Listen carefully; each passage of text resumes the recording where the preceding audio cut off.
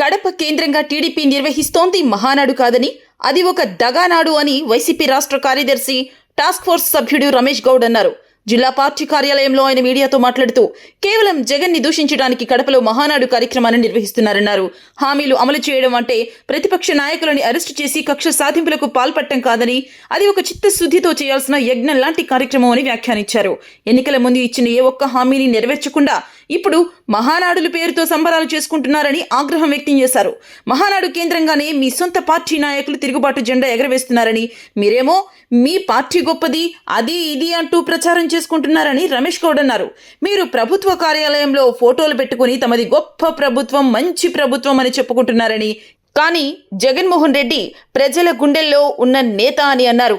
జరుగుతున్నటువంటి మహానాడు కాదు, నయ్య వంచనకు గురి చేసినటువంటి దగానాడు అనేసి సందర్భంగా తెలియజేస్తూ, కేవలం మా నాయకుల పట్ల విషం చుమ్మటానికి మాత్రమే మీరు కార్యక్రమాలు పెడుతున్నారే కానీ ప్రజలకు ఉపయోగపడే విధంగా లేదు.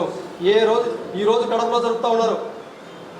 అమరావతిలో భోంచేసి రాయలసీమకు వచ్చి చేతులు కడుక్కునే విధంగా ఇక్కడికి రాయలసీమలో కడపకు వచ్చి మహానాడు పేరుతో రాజకీయాలు చేస్తూ ఉన్నారు.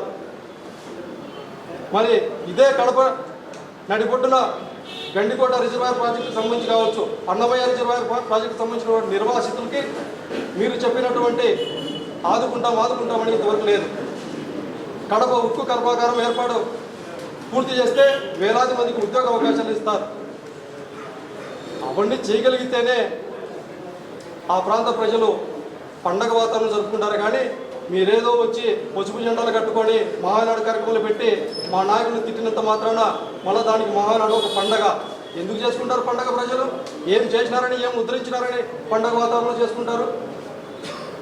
సూటిగా అడుగుతూ ఉన్నాం, ఇచ్చినటువంటి హామీల పట్ల చిత్తశుద్ధితో అమలు చేయండి.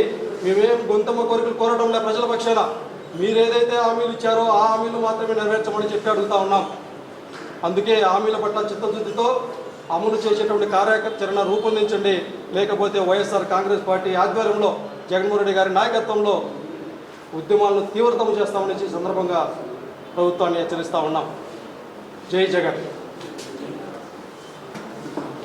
గత నెల రోజులుగా మీరు జరుపుతున్నటువంటి మినీ మహానాడు కార్యక్రమంలో కావచ్చు, జిల్లా స్థాయి మహానాడులో కార్యక్రమంలో కావచ్చు, ఇప్పుడు జరుగుతున్నటువంటి రాష్ట్ర స్థాయి మహానాడు కార్యక్రమంలో కావచ్చు, ఒక్కరంటే ఒక్కరైనా, ఏ ఎమ్మెల్యే అయినా కానీ, ఏ ఎంపీ కానీ, ఏ మంత్రి కానీ, ఏ టీడీపీకి సంబంధించిన నాయకుడు కానీ పలానా వ్యక్తికి ఈ సంవత్సర రోజుల కాలంలో ఇది చేశాం,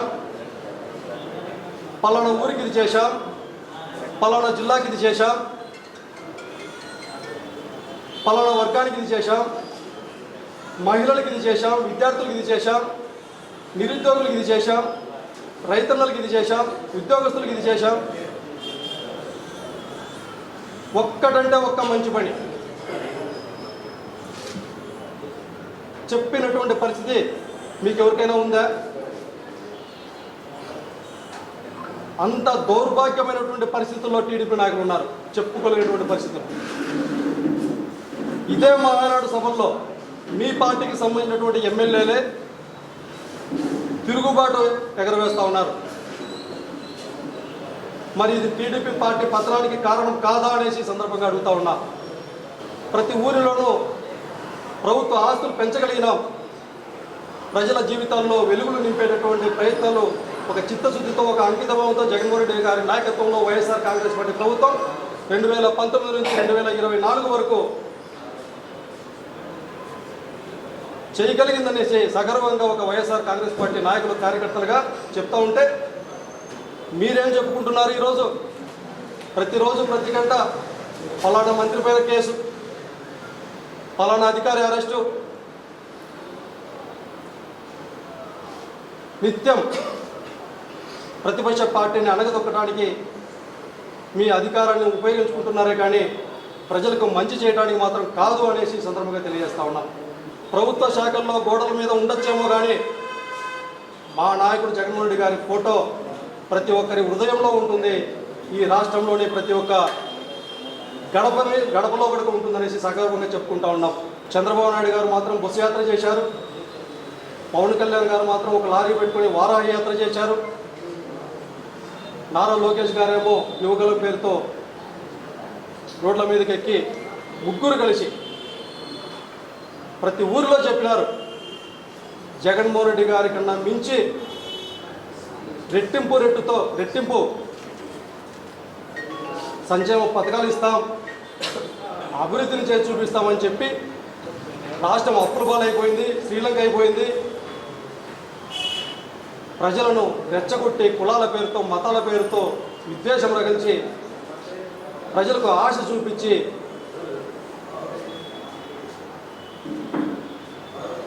ప్రతి ఊరు తిరగటం వల్ల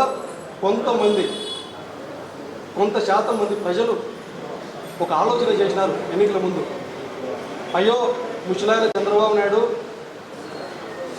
గతంలో 2014 నుంచి 2019 వరకు దాదాపు 200 హామీలు ఇచ్చాడు, ఏ ఒక్క హామీ నెరవేర్చలేదు. అప్పట్లో లాస్ట్లో ఒక 6 నెలలు ఉండగా పసుపు కుంకుమ కార్యక్రమం మాత్రం చేపట్టాడు.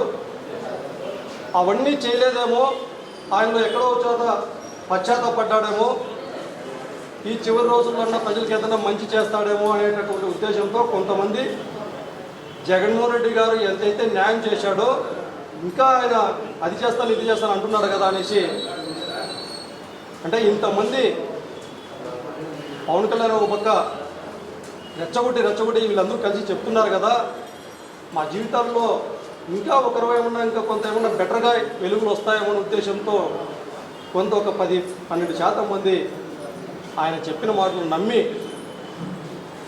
వాళ్ళని అధికారంలోకి కూర్చొని జరిగింది. ఇప్పుడు మొదటి సంవత్సరానికి సంబంధించినటువంటి హామీలు నెరవేరుస్తారా, లేదా రెండో సంవత్సరానికి సంబంధించినటువంటిది మరి తూతూ మంత్రంగా ఏదో అన్నదాత సుఖీభవ లేకపోతే తల్లికి వందనం అనేసి కొంత వేసేసి చేతులు దులుపుకుంటారా అనేసి ఈ సందర్భంగా ప్రశ్నిస్తూ ఉన్నాం. హామీలను నెరవేర్చడం అంటే అధికారం ఉంది కదా అనేసి ఇష్టం వచ్చినట్లు ప్రతిపక్ష పార్టీ నాయకులపైన కార్యకర్తలపైన కేసులు పెట్టి అరెస్ట్ చేసినంత సులభం కాదు. హామీలను నెరవేర్చడం అంటే మానవత్వంతో కూడినటువంటి ప్రజల పట్ల ఒక చిత్తశుద్ధి, ఒక అంకిత భావం, చేయగలననే ఒక తపన ఒక జగన్మోహన్ రెడ్డి గారి మాదిరిగా ఉంటేనే ప్రజలకు ఇచ్చినటువంటి హామీలు నెరవేర్చేదానికి సాధ్యమవుతుందనేసి సందర్భంగా తెలియజేస్తూ ఉన్నాం. మరొక పక్క ఈ రాష్ట్ర ప్రజలు కూడా విన్నవించుకుంటా ఉన్నాం, ఇప్పటికైనా ఒకసారి ఆలోచించండి. చెట్టు నాటి నీళ్లు పోసి వ్యవసాయం ఏ విధంగా చేస్తారో కష్టపడి ఆ విధంగా రాజకీయం చేసినటువంటి వ్యక్తి జగన్మోహన్ రెడ్డి గారు అయితే, పంట పండిన తర్వాత కాయలకు తన పేరు పెట్టుకొని రాజకీయం చేసేటటువంటి వ్యక్తి చంద్రబాబు నాయుడు గారు. అందుకే వైఎస్ఆర్ కాంగ్రెస్ పార్టీ జగన్మోహన్ రెడ్డి గారి నాయకత్వంలో ఈ రాష్ట్రంలో ఉన్నటువంటి మేధావులు, విద్యార్థులు, ప్రజా సంఘాలు, వైఎస్ఆర్ కాంగ్రెస్ నాయకులు, కార్యకర్తలు, ప్రజలు ప్రతి ఒక్కరు కూడా ఒకసారి గట్టిగా ఆలోచించి జగన్మోహన్ రెడ్డి గారి నాయకత్వాన్ని బలపరుచుకొని ఈ రాష్ట్రానికి పట్టినటువంటి దరిద్రాన్ని వదిలించుకోవడానికి చెయ్యి కలుపుదామనేసి ఈ సందర్భంగా తెలియజేస్తూ